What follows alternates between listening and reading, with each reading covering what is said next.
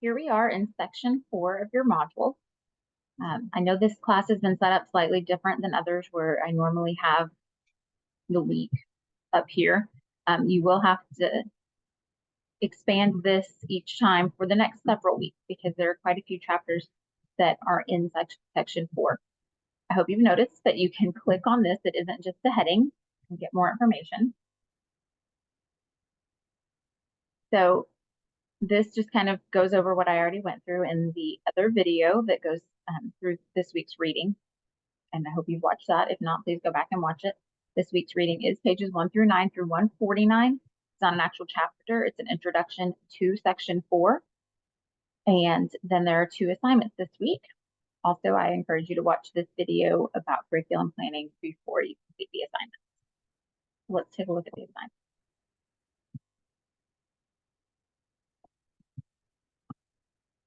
So for this first assignment, we go over some of the things that are in the chapter talking about educational standards. And they are typically called standards, even though for preschool and for infants and toddlers, which we're not talking about as much in this chapter, but for preschool, they are typically called guidelines. And I taught some in the last video about the difference to me in guidelines versus standards.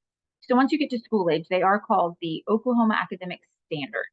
And that's pretty strict. They want you to meet each of those standards by the time you've completed a school year with each child. They want you to have hit on each standard. And so to me, the guidelines is a slightly softer word. Okay, we're dealing with preschoolers. We're not going to have rigid standards with them, but we are going to have guidelines of what we as teachers need to be addressing and hitting on, and hoping that we are accomplishing with our children, with the children in our care. So still something to be taken very seriously, and that we should definitely be planning curriculum around addressing each of them and hoping that we are hitting development in each of those areas, but just doesn't sound as harsh as standards. You will hear me accidentally say standards still sometimes just because that is the norm in what they're called, but we call them guidelines in Oklahoma. So, like I said, this is some of the same information here that's in your textbook. And then you're going to answer these 15 questions. I would say you can answer most of them in 2 or 3 sentences. Some of them might take a little bit more than that, but probably most of them in 2 or 3 sentences. If you are a classroom teacher, if you're a director, if you're a supervisor, you're probably already going to know the answers to most of these. But I would love for you to take this time to reflect on the curriculum practices at your facility and just think about how you feel about how they're doing. Do they align to what you're learning in your schoolwork? Are you happy with them? Is it time for a change? Things like that. Just reflect as you answer these. And if you are volunteering or an aide or new to childcare, then, or even just new to a facility, you're likely going to need to talk to someone else to help you get the answers to these questions. So, for example, we start with what curriculum is used. Do you have a purchased curriculum that you use at your facility? Or does someone on site create or plan it for everyone, like a curriculum specialist? Or do the teachers get to create their own? Is the curriculum planned or purchased for a certain period of time, like a full year's worth of curriculum, and do you stick to that rigidly? Or do teachers develop plans based on current observations and go from there? Hey, what are my kids interested in right now? Or is it some combination of that? So elaborate on that.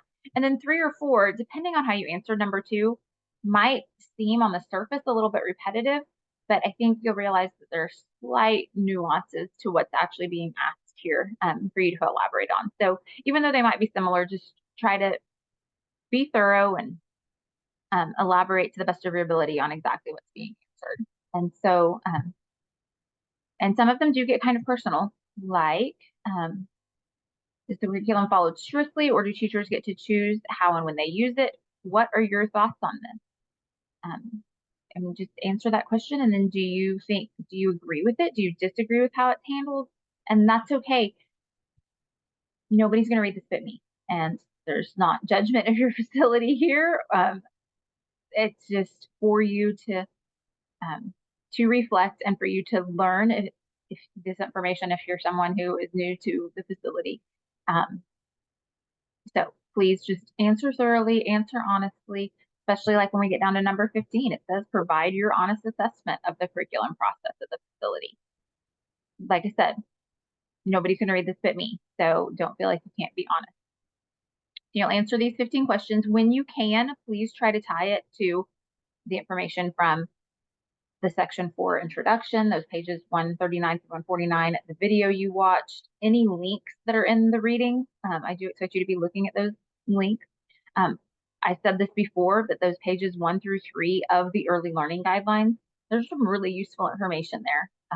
It really just gives a good basis for what we're trying to do. So I really encourage you to read that, especially on number 5, as you're assessing how curriculum is done at your facility. I want you to be linking it to information. It says here try, but I'm telling you, relate it to information that you have learned through these readings. And then your next assignment,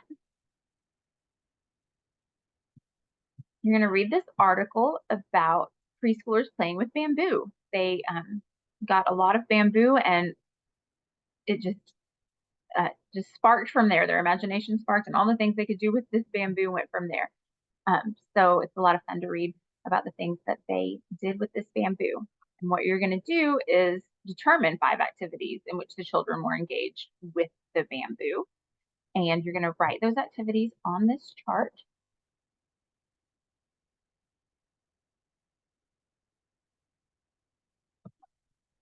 So for example, some created train tracks by laying pieces end to end in 2 parallel rows.